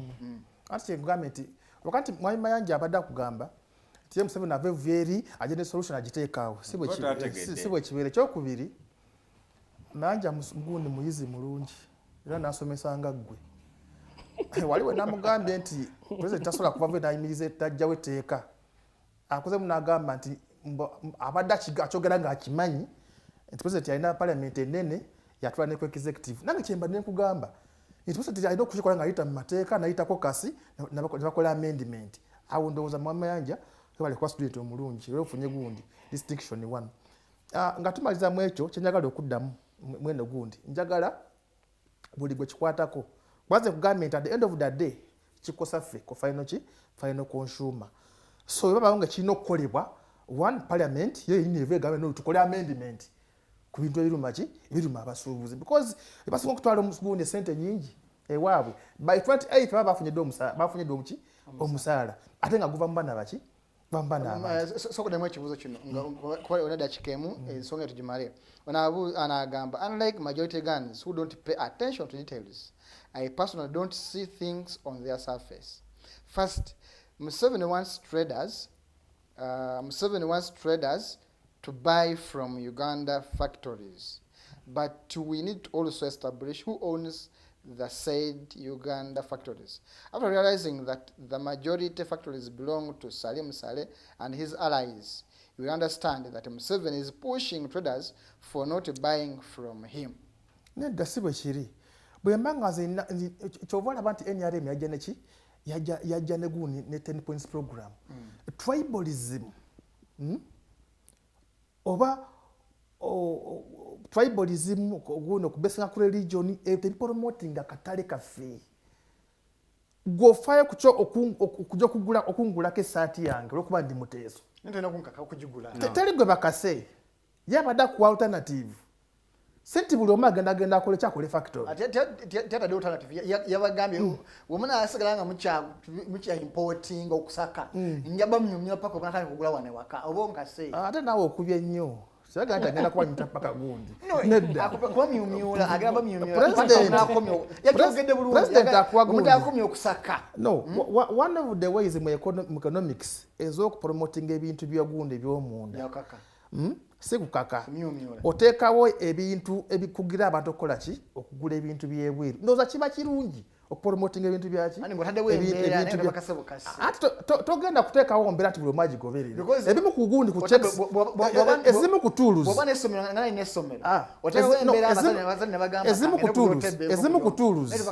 ezimu ku tools ez'okupromotinga gundi economy y'eggwanga munda okuwa ebintu oteekako gundi ebintu ebivere oteekako emisolo mingi ezo mu economics mu ekiri abasoma economics bakola ki bakimanyi kyamanyi president wange kyokka kyatunuulidde teyakute mundu takati ngenda bateeka mu makomera yakivula tebali gwe bakuteeka olulu kale obudde butulese mbadde njagala ensonga ya passport tukoneko naye mukulu Muwonge nga bw'osiibula baganda baffe banyinaffe abali ebweru w'eggwanga tebakyasobola wakati tulina ebitebe babadde batandise okufunya passport era bw'obanga eweddeko osoogera mu kitebe ebitebe bya 8 n'okola renew naye bwe bakubulako obubuzi tukyasobola kugikola renew okujjaho ng'ozza waka nti nga bagamba bannayuganda babadde batunda passport zino wakati wa $3,000 ne $5,000 kati nga ku 3 ajjako $5 n'agamba zijja kubula mu process wano kukola empya n'akaaba nnyo n'asita kwembasi n'agamba baagibye simanyi yabuze so n'aba ng'akuza amagoba naye nga passport yaffe erina ebikolobero ebyala byekola nga sibye mituufu so ne bagamba nti buli yena agamba nti yamubulako oba tagirina ogenda kwembasa okw'ekipapula ekikukukiriza okusobola okujja wano nga kyawanuwe ojja buzi tekikuzaayo Muwonge nga bw'owunzikira nga bw'osiibula okyogerako ki neyanziza nnyo neyanzeege enkola eyo ndaba nga ejja kulemesa abantu okukola emirimu ekisookera ddala omwaka oguwedde twafuna trillion namba okuva mu baana abakolera ebweru naddala mu Saudi Arabia bw'olaba statistics zikulaga billion 3.35 zezaava specifically mu bawalabu kitegeeza ki eyo figa nene wakati nga eggwanga lyammwe lyasalawo okutwala bannansi nga amawanga amala gatwala masimu gatwala ki neffe twasalawo okutwala bannansi kukola mirimu egyo naye ate newankubadde kubanga biri ebiseera ebyasookanga abaddu baatutwala nga batukaka naye olwokuba nti tubadde n'obukulembeze obubi ebbanga ddene tugenza okumaliza nga nabo tubusasulira ate ne tugenda naye ate n'ebyo ebitini bye tuleeta sente ze tukomyawo ate nazo ne bagenda ne baziggyako omusolo n'omaliriza nga tolina kyosobola kukolera waka so nze nandisaba ministry ya internal affairs okutunuuliramu mu inconvenience gyeyinza okukolera abantu kubanga ojja kulaba mu bintu byonna ky'onoonyanga ekintu kimu law of common sense olaba ng'ebalancing olaba ng'ojja applying kubanga waliwo enkola gye tuyinza okukola okulemesa passport season eno okuziwa ekyeyonoonere naye ng'omuntu asigadde ng'ali convenient nze ndaba we twalitunudde nekyenjagala okusembyayo njagala okutwala omukisa guno okwebaza management ya digitalk olw'omukisa gwetuwa okujja okwongerako ettafaali ku ggwanga lyaffe era ntegeeza abasuubuzi abali abatuuliriza abadde bagoberera ti bwe tuteeka embekembe ne tulaba engeri gye tunoonya obukodyo ne tuggyawo omusezi atuliridde abaana atuliridde abantu n'abakadde tujja kubanga eggwanga lino tulitimaye neyanziza nnyo neyanzeeko kale yabadde mukulu Muwonge Viane echief whip era muna NUP era nga ali ku Kikola division ya Nakawa bwatyo bwalabye ensonga mukulu Mayanja ebaganda baffe ndoza kati abuli alina passport eyo ngikwatanga kalera nga bulaba national ID bweri nga bw'osiibula ensonga eyo gyogera ebya Uganda bibuzaabuza tukeera enkya ne batugamba Uganda is a global village ne bagamba nti era nti ekisinga okufuga mu global village is trade amawanga nga Nigeria go kye gakola gazimbira abantu baago an environment that gye basobola okusinziirako bagende badominatinge the global village. Nga mu Uganda era ojjukira nga baleeta iPads batuga nti twagala kendeeza ku expenses mu mpapula kuba buli lye tukoma okukozesa empapula ennyingi gye tukoma okutema emiti emingi era buzi bwe tubadde mu lockdown ne batuga nti waliwo mu new normal kati ebintu bya electronic ki naye juzi twawulidde speaker aga nti twongereko ku ssente za travel obuza bali abatugamba mu lockdown new normal baali banywedde biki. Uganda eyagala okukulaakulana etambule n'amawanga amalala naye ate tukyali n'obuyisayisa n'obulombolombo bw'abantu abakyayagala okufiira mu kikadde oli omusajja kye yayogerako ekya more of the same. Nze ndowooza nti olwaleero argument nafu nnyo ogamba mbu bannayuganda babadde batunda passport ne bakola enjawulo ate passport ne zikozesebwa mu bintu ebibi. What is your focus ng'eggwanga? Kiki kyoyagala at the end of the day? Kubanga tukimanyi nti teri kyoyagala kitalina cost. Bw'oba oyagala abantu bagende mu nsi export yo kati esinga obunene ba housemaids okiwulira. Therefore olina okugumiikiriza the cost of abakomawo nga bagala passport yo. Nze ndowooza internal affairs yabadde bwe bayadde yagala kwogerako naffe ng'ekiwubaalo kigitta yandibadde ejja kwewaana nti kati passport ya Uganda eyayaanirwa okiwulira. Ekyokubiri bayongeze ebbeeyi bagijje ku $5 efuuke ya $100 naye totumalira biseera twogera ku nsonga z'abasuubuzi ku musolo gwa ifilisi tutunuulidde ebintu bingi nnyo ate otudivertinga mwate passport badde nga bazitwala ne bazikozesa bino nabiri kiraga nti abatukulembera balina petty mindset. Mmaliriza na kino nali mu Uganda mu mwaka gwa 96 206 abawagizi ba NRM nga bagamba no change. Omuntu omu n'agamba nti n'omufu tasobola kuresistinga change kubanga ne magomba asigala akyukakyuka muziika mubiri muziikula magomba. Olwaleero bino byonna bye tulaba biva ku slogan aba National Resistance Movement gye mwereetera eya no change ne muddira chairman wamwe ne mumukwasa byonna awezeza emyaka 8 ayina 88 mukyala we omulokole ne muwala we omusumba juzi bakozesa sente zaffe ne bamutegekera akabaga ak'emyaka 7 kati gwe omuvubuka ali eyo nga muganda nga Otebe oyagala bwa meya bwe Makindi naye ng'essuubiro eri kukyali mu jjajja w'emyaka 88 Mukama Katonda akumpeera ebyosinga okutya. Mukulu Otebe nga bw'osiibula obudde bwe twatulese dda era wagamba kunyongera osigaddeyo bonna bubwo naye nga tunakusanga enkya ensonga ogiwudde ya passport nga bw'osiibula mu dakiika emu. Ekisooka ddala abantu okugulu ngaffe ogulina pasija wala si nsobi siki amawanga gonna abantu batambula amawanga gakulaakulanye osanga abantu bava bagalula kiba migratinga ne bagenda mu mawanga amalala. Naye nze ndowooza yabanga gavumenti ya discoveries nti passport zino zikozesebwa bubi eziba zibbiddwa bandibadde batateekawo gundi ekintu ekitanyigiriza oli ababuddwako passport ne bateekawo enkola ennuŋŋamu nti passport eba ebuze mu muntu ali bweru because okugiza obujja bataddeyo ki kwembasizi kati eba ebuze ndowooza gundi omuntu tebandimusalidde musango kuba nalumanye saalumanya bagende mweno gundi gavumenti yandikosoba tugeze nogamba Interpol enonyeze omuntu mukosoba yabuza gavumenti gundi yabuze Interpol enonyeze nga ali eri but bulonzi yabuze oba yakoze eki then ababa bakozesa mu bukyamba bakole ki bakwatibwe because government efunamu nga bannayuganda bali ki nga bali weru w'eggwanga.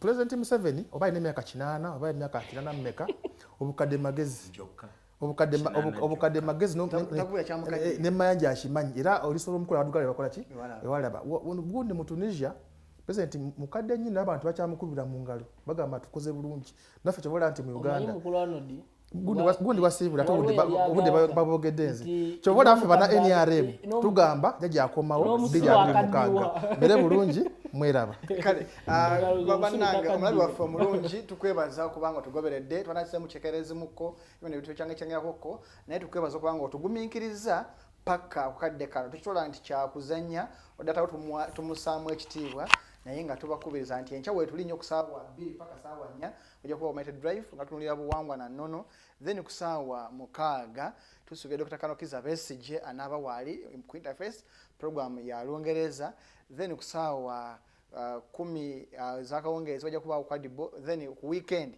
baana bawala bakumewo batuyise mu weekend ne Snap Talk ojja kuba tunulira ensonga ez'enjawulo mukose Anode Anthony ku lw'omumbejja Lilian Luwedde alinamu obukosefukosefu naye tumusabira ku lwokuna addemu ajja akwate trailer ye agivuge n'abantu be okusobola okulaba nga batunulira ensonga ez'enjawulo naye bulungi Mukama Katonda batukuumire mweraba.